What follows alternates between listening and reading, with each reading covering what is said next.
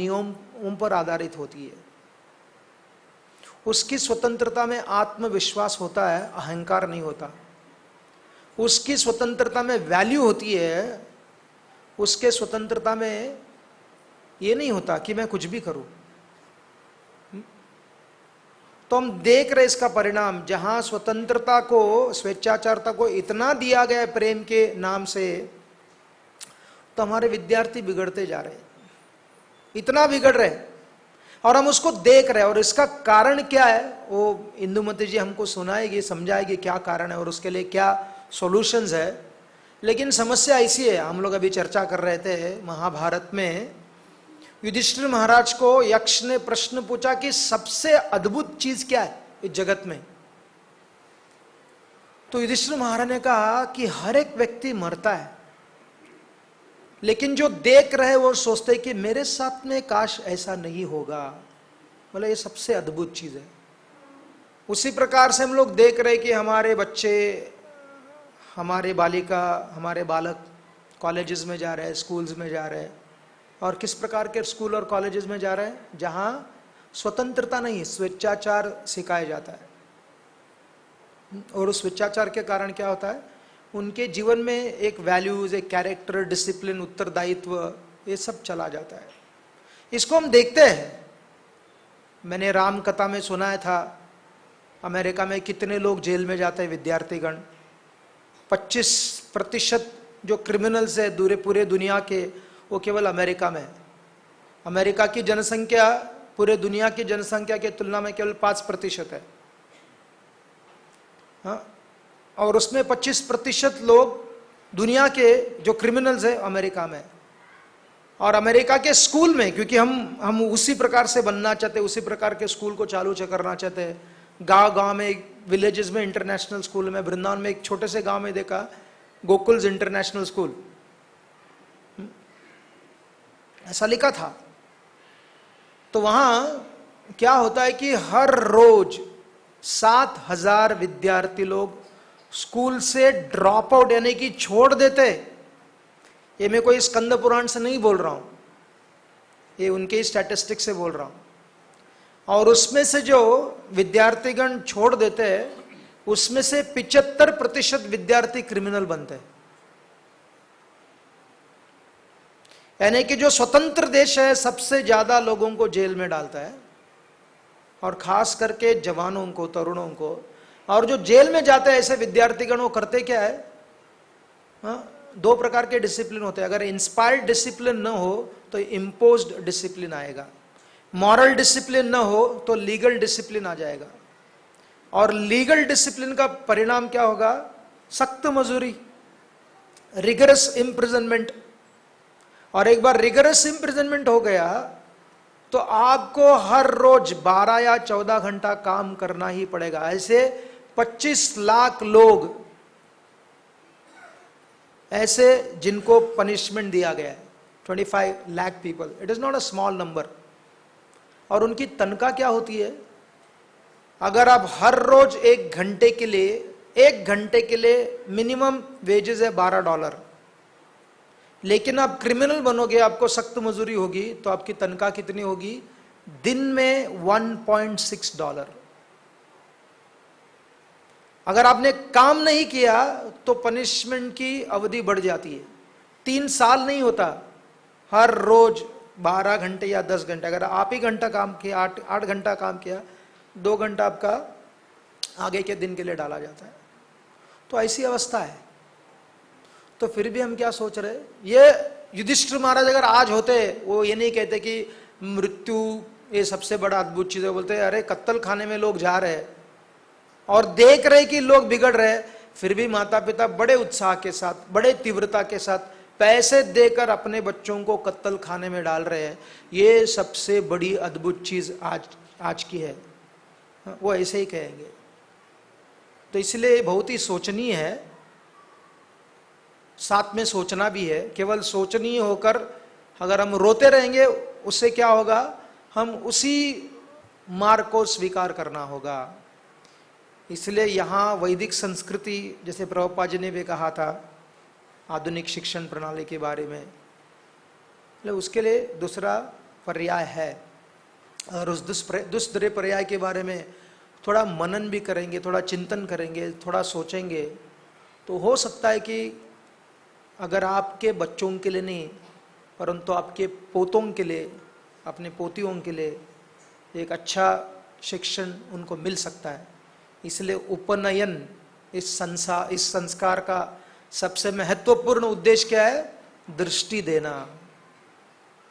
नयन यानी कि दृष्टि, तो दृष्टि देने का कार्य है कि राइट पर्सपेक्टिव, सही दृष्टिकोण देना। अगर सही दृष्टिकोण मिले तो सही क्या है, गलत क्या है, इसको समझ पाएंगे। तब उस स्वतंत्रता जब उनके हाथ में मिलेगी, उस स्वतंत्रता को लेकर वो समाज के लिए एक बोझा नहीं बनेंगे, परंतु समाज का बोझा को वो कम करने वाले ऐसे सक्षम विद्यार्थी और एक प्रजा बन पाएगी। हरे कृष्ण।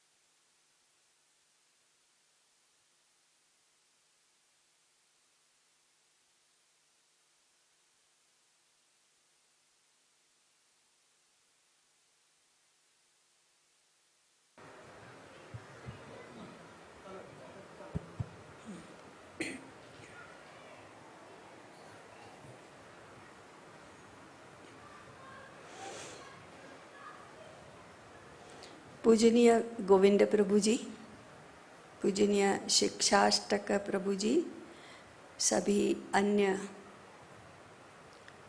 ब्रह्मचारी गण और सुधी सरदयी स्वजन ऐसे श्रोतागण, आज के विषय के पहले प्रस्तावना के रूप में हम किस परिस्थिति में आज जी रहे हैं और आज के विषय का तात्पर्य क्या है, प्रयोजन क्या है, इसकी बात मैं पहले करूँगी। आज हमारा देश भी यूरो अमेरिकन मॉडल पर चल रहा है।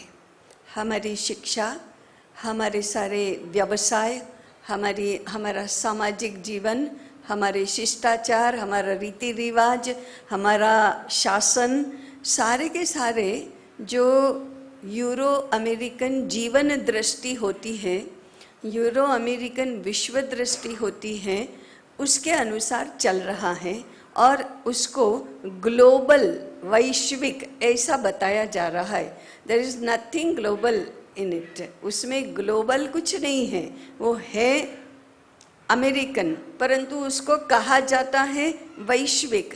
इसलिए हमको लगता है कि नहीं भारतीय ये तो संकुचित हो गया, हम वी शुड बी ग्लोबल, हम तो वैश्विक विश्व नागरिकता की बात करनी चाहिए, वही आधुनिकता है। ऐसा हमारा मिसप्लेसिंग हुआ है सारा।